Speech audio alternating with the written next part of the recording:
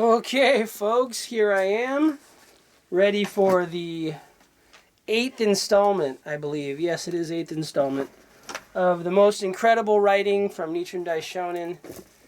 And if you missed the other ones, go back on YouTube. They're all there. Like, I got a tea tonight, so when I start getting my throat's all weird all the time when I'm reading at night. So now I'll reading off where I left. Starting off where I left off last time. Here we are. Page 850. The writing, once again, is the Unanimous Declarations by the Buddhas by Nichiren Daishonin. And there's controversy whether this was ever written by Nichiren Daishonin. And I personally don't really care, because this is an incredible writing, whoever wrote it. And I know it's true to me, and it's true to probably everyone else who knows they're an infinite being. And that's all that's important. So rely on the law, not on the person. So it doesn't matter who wrote it. If it makes sense and if it resonates with you, then it is true. And it is true because you are a Buddha from time without beginning, like it says. Okay, so here we go. Just taking out my little hair bands. Okay, here we go. Hence, it is perfectly clear that if heaven itself crumbles, then the body of the individual likewise will crumble. If the earth breaks asunder, the body of the individual too will break asunder. If the elements of earth, water, fire, wind, and space perish, the body of the individual too will perish. But though the three existences of past, present, and future may give way to one another, these five elements will never change or pass away. And though the three periods of time, the former day, the middle day, and the latter day of the law, may differ one from another, these five elements are one in nature, not subject to rise or fall, to change of any kind. The commentary on the parable of the medicinal herbs, chapter of the Lotus Sutra, explains that the principle underlying the perfect teaching, or the perfect principle, is comparable to the great earth, while the teaching of perfect and immediate enlightenment, or the perfect teaching, is comparable to the rain that falls from the sky. The first three of the four teachings, the Tripitaka teaching, the connecting teaching, and the specific teaching, are comparable to the three types of plants and two types of trees described in the chapter. These plants and trees spring up from the great earth that is the perfect principle, and are nourished by the rain from the sky that is the perfect teaching. But though these plants and trees, which represent the five vehicles, flourish, they do not realize that their flourishing is due to their dependence on heaven and earth. Hence, the Buddha explains that the human and heavenly beings, persons of the two vehicles, and bodhisattvas who follow the three teachings mentioned above are comparable to such plants and trees because they are unaware of the debt of gratitude they owe. Thus, they are given the designation plants and trees. But now, with the preaching of the Lotus Sutra, these plants and trees, which represent the five vehicles, come to know and understand their mother, the perfect principle, and their father, the perfect teaching. They realize the debt they owe their mother, the one earth that they all sprang from, and the debt they owe their father, the one rain that watered them. This, then, is the meaning of the chapter on the parable of the medicinal herbs. Numberless major world systems, dust particle kalpas in the past, the thus come one, Shakyamuni, who was then an ordinary mortal, came to realize that his body was made up of the elements of earth, water, fire, wind, and space, and having done so, he immediately attained enlightenment.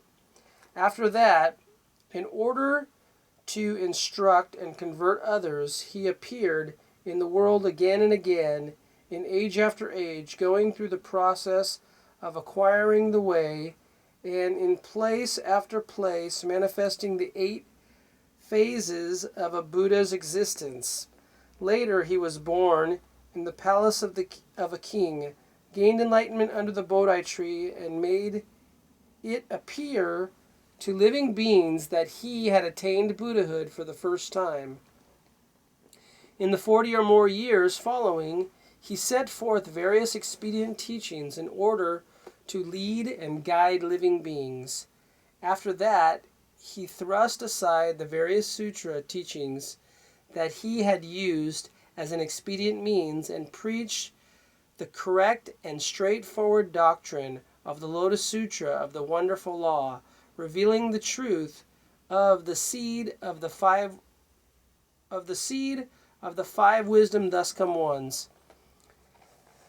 He included within it the various sutras preached as an expedient means in the preceding 42 years, rolling them all together and fashioning the one Buddha vehicle, calling it the law that embraces all people in one.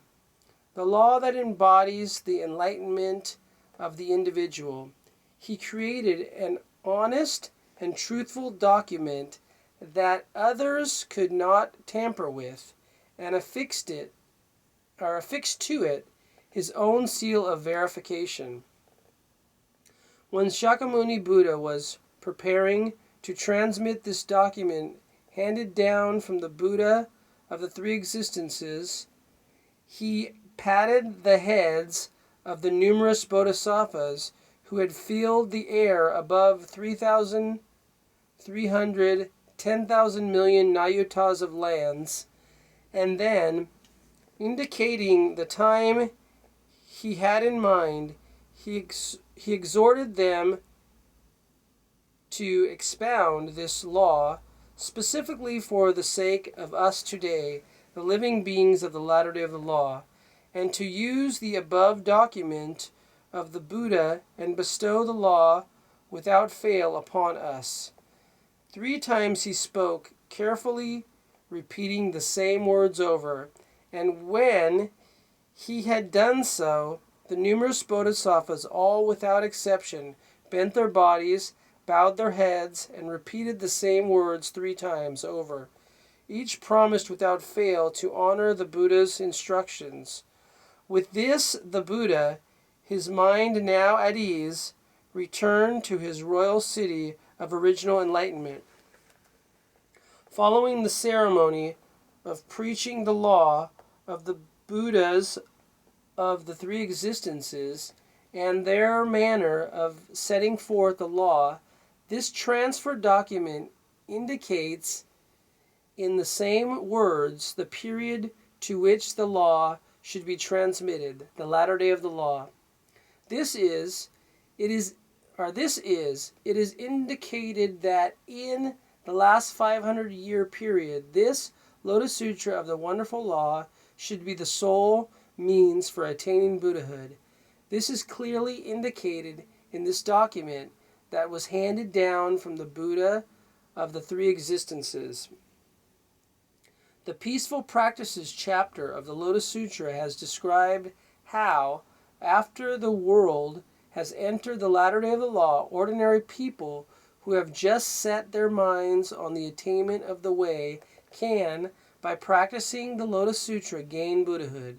This is by carrying out 3 types of activities for their own benefit, namely, peaceful practices of the body, peaceful practices of the mouth, and peaceful practices of the mind, and by carrying out practices intended for the conversion of others, peaceful practices based on the vow of compassion, doing so, as the chapter says, quote, in the latter age hereafter, when the law is about to perish, end quote.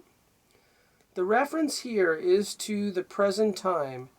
In the Peaceful Practices chapter just cited, there are 4 passages that refer to the latter age. In the Medicine King chapter, There are 2 such passages, and in the encouragement chapter, the latter age is 3 times referred to. All these passages referred to our present age and represent instructions handed down from the Buddha. But now, if one fails to heed the correct instructions contained in these passages, and instead follows the words of some ordinary person, or gives way to one's own ignorant mind, turning one's back on the declaration handed down from the Buddhas of the 3 existences, and spurning for all time the law of the Buddhas, what regret, what distress of mind, what pity and grief one will inflict upon the Buddhas of the 3 existences. The Nirvana Sutra says, quote, "Rely on the law and not upon persons," end quote. Wow, I just said that earlier. How deplorable, how pitiful that scholars of the latter age, believing that they are studying and applying the law of the Buddha, should on the contrary bring about the destruction of the law. On, quote, "Great Concentration and Insight," end quote, expresses grief over the fact when it says, quote, "The reason that people hear of this teaching of perfect and immediate enlightenment but fail to respect it is that in recent times there is much confusion and misunderstanding among those who practice the Mahayana doctrines, and the situation is even worse because in the middle and latter days of the law, people have little feeling and little faith. Though the teaching of perfect and immediate enlightenment may overflow the storehouses and its scrolls more than fill the sutra boxes, people give it not a moment's consideration, but rather turn away with closed eyes. How pitiful it is to think of them being born in vain, dying in vain," end quote. And in Volume 4 of the same work we read, quote, "The teaching of perfect and immediate enlightenment was from the beginning directed at ordinary people. If it was not intended to bring benefit to ordinary people, then why, instead of electing to dwell in the land where the essential nature of phenomena is manifest, and, with the body marked by that essential nature, expounding this teaching of perfect and immediate enlightenment to the various bodhisattvas, there did the Buddha, for the sake of bodhisattvas who have just begun to manifest the essential nature of phenomena, take on the body of an ordinary person and make his advent in this threefold world. He did so to show that the one mind of the Buddha nature is present within ordinary people and therefore can be cultivated by religious practice," end quote. In effect, then, we may say that when one comes to see that one's own mind is one with the body of the Buddha, then one quickly attains the state of Buddhahood. Hence, on Great Concentration and Insight says, quote, "Because all the various Buddhas have come to see that their own minds are no different from the Buddha mind, they have therefore been able to attain Buddhahood," end quote. This is what is known as observation of the mind. When one truly awakens to the fact that one's own mind and the Buddha mind are in fact one mind, then no evil karma can obstruct one when one's life comes to a close, and there will be no more deluded thoughts to detain one in the realm of birth and death. Okay, this next paragraph I underlined and starred. This is very important, so please take note. When one understands that all phenomena whatsoever are manifestations of the Buddhist law, then one does not need any, quote, "good friends," end quote, to teach and instruct one. One thinks as one thinks, speaks as one speaks, acts as one acts, behaves as one behaves, and all one's four types of activities, walking, standing, sitting, lying down, all that one does is one with and in harmonious accord with the mind of the Buddha. One becomes a person who can act freely without error or obstacle. This is what is known as practice based on the Buddhist teaching that pertains to enlightenment. Okay, so that was the most important paragraph of what I read tonight so far. And I might end just at this point because I don't know how long I've been reading, but I read 1, 2, almost 3 pages, and that's enough probably just tonight. But anyway, I might read it again, this little paragraph. So this is so much aligned with what I'm studying right now in Access Consciousness, which is a way of getting you to know what you know. It's another healing modality. I do many healing modalities. But in Access Consciousness, they say, what if you've never done anything wrong? What if everything you thought you did wrong in this life or any other lifetime was just actually where you were not willing to be, know, perceive, and where that was right?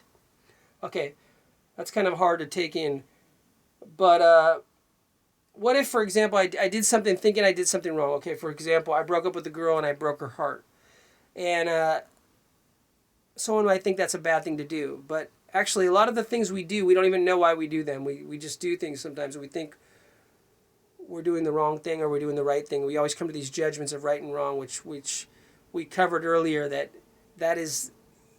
the Buddha is without distinctions of right or wrong, because we just do and we be and we always are in rhythm with the cosmos if we are realizing we are a Buddha, so we can't do anything wrong as long as we're doing it from our heart. So even when we think we've done something wrong.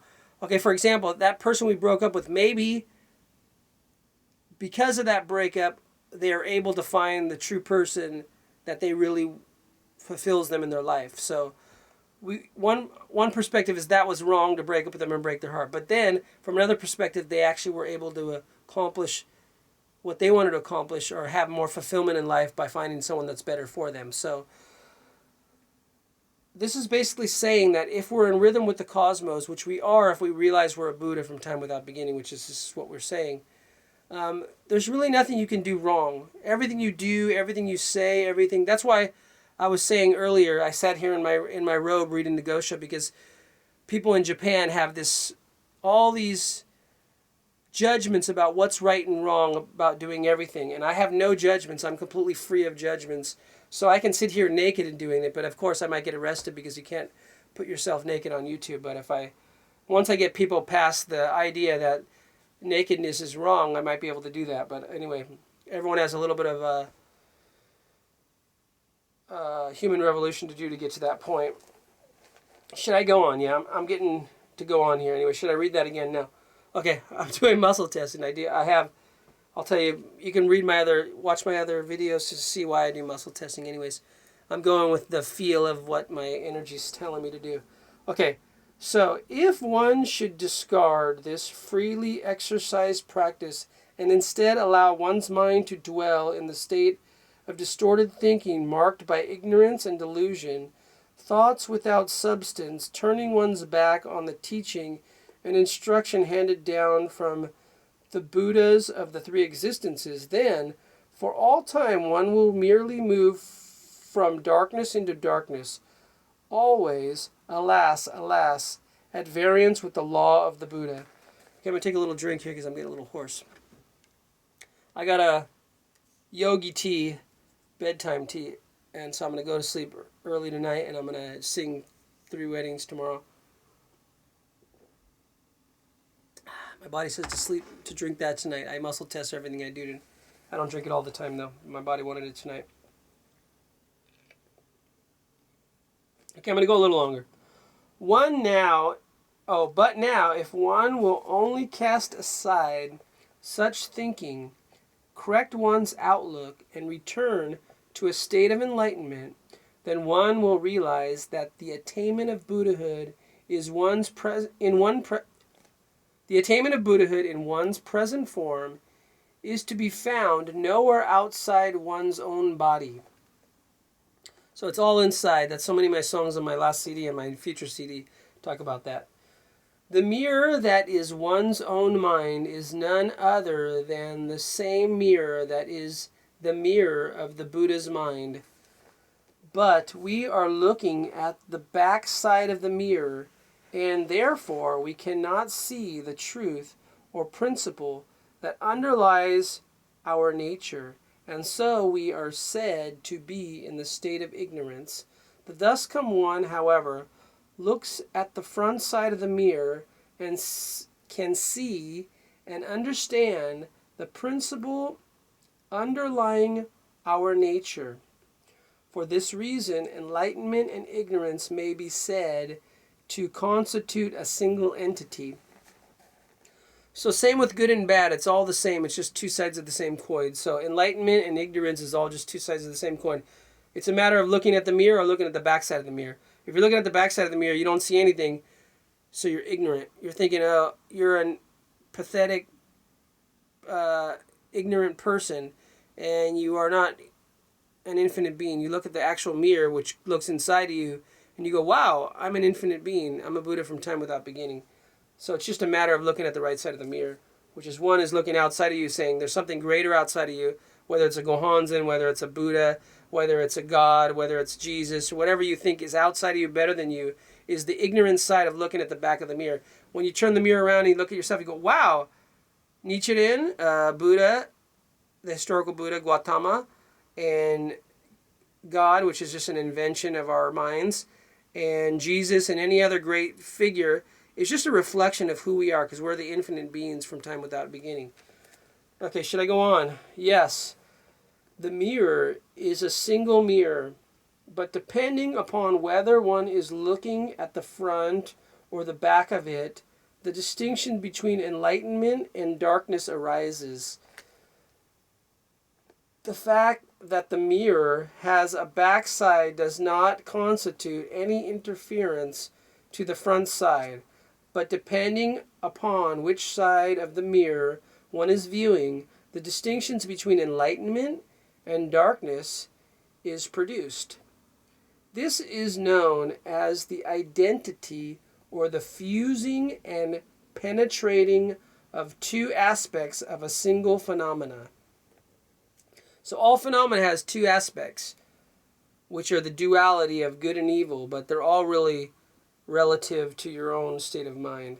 Okay, and there's actually no judgment as a Buddha, is which is funny because Access Consciousness says consciousness is embraces everything and judges nothing. So that's kind of like what enlightenment is. The doctrines intended for the instruction and conversion of others are comparable to the backside of the mirror, while the observation of the mind that marks the teaching that pertains to the Buddha's enlightenment is comparable to the front side of the mirror. But the mirror representative of the time when one is practicing the doctrine intended for the instruction and conversion of others, and the mirror representative of the time when one is practicing the doctrine pertaining to the Buddha's enlightenment, are one and the same mirror. In either case, the mirror of the nature of one's own mind. If we apply the mirror analogy to the process of attainment of Buddhahood in one's present form, then looking at the front of the mirror is comparable to attaining Buddhahood, while looking at the back of the mirror is comparable to being an ordinary living being. The fact that the mirror has a back side illustrates the point that there is no cutting off or elimination of the element of evil that is inherent in the nature of the individual, and the fact that when one faces the backside of the mirror, the power to reflect an image that is a virtue of the front side is inactive, illustrates the limited type of blessing obtained through the doctrines intended for the instruction and conversion of others. That is, At such a time, the Buddha nature inherent in living beings is not in the manifest state. The teaching pertaining to the Buddha's enlightenment and those intended for the instruction and conversion of others produce very different results because of the difference in power and function. The first volume of Profound Meaning states, quote, when Prince Siddhartha, this is the historical Buddha, stretched the bow of the king, his grandfather, to its full extent, this was an example of power or strength. But when the arrow he discharged pierced 7 iron drums, went through one of the iron encircling mountains, dug a hole in the earth, and reached as far as the circle of water, this was an example of function or activity. End quote. This illustrates the power and function of the teaching pertaining to the Buddha's enlightenment. Okay, I'm going to end here because this is getting kind of long and it's kind of repeating itself over and over. So basically what it's saying is the last 8 years of teachings of the Buddha's lifetime, which is the Lotus Sutra, and the Nirvana Sutra, which is kind of like a rehashing what the Lotus Sutra said and predicting his death, is the only sutra which pertains to the enlightenment of the Buddha. From his perspective of enlightenment, it's the only teaching actually he rose from samadhi or meditation and addressed Shariputra or the other people listening without them asking any questions. In all the previous sutra, they asked questions, and then he addressed them. This is the only time he arose from meditation and addressed them without them asking any questions, because he was finally ready to teach them the true teaching. All the other teachings were expedient means to get them to the point where in the last 8 years of his life he would teach them finally the truth, which is that they are all Buddhas from time without beginning. They've never not been Buddhas. All the 40-something years before that he was teaching was to slowly get him to that point. And he was teaching this idea of nirvana, which is extinguishing your life force, which was just an expedient means because you can never extinguish your life force. You're going to keep going through this cycle of birth and death. And you never really die. You just go through this as like waking and sleeping. It's an infinite cycle. You can never die. And there's no end to life. There's no beginning to life. Everything's just infinity over and over again. And once you realize that, once you realize you're a Buddha from time without beginning, all your problems are resolved because all your problems are just a dream. Okay, we'll talk more about that next time. So thank you guys. I'm going to go to bed. It's almost 12 o'clock in Japan. And I got to get up early and do some singing. So peace out. See you next time. Subscribe to my channel. Tell other people about it. There's 5 or 6 different playlists you can do. There's one about healing. I have all different videos just healing. There's a whole playlist of Buddhist teachings. There's a whole playlist of my original songs. There's a whole playlist of cover songs I do. There's a whole smaller playlist of my daughter's stuff. Also another playlist, so I don't know how many we have. I'm not counting. That's about 6 now. A playlist of my cooking, which I did a few of those. I'm going to do more if people want that. But anyway, tell me what you like. I just put up a new playlist, which is all my interviews on TV and radio. Of course, they're in Japanese, so sorry if you don't understand Japanese. I don't either. Okay, peace out. See you guys later. I love you all. I'm going to get really close so I can push off the button. Yow!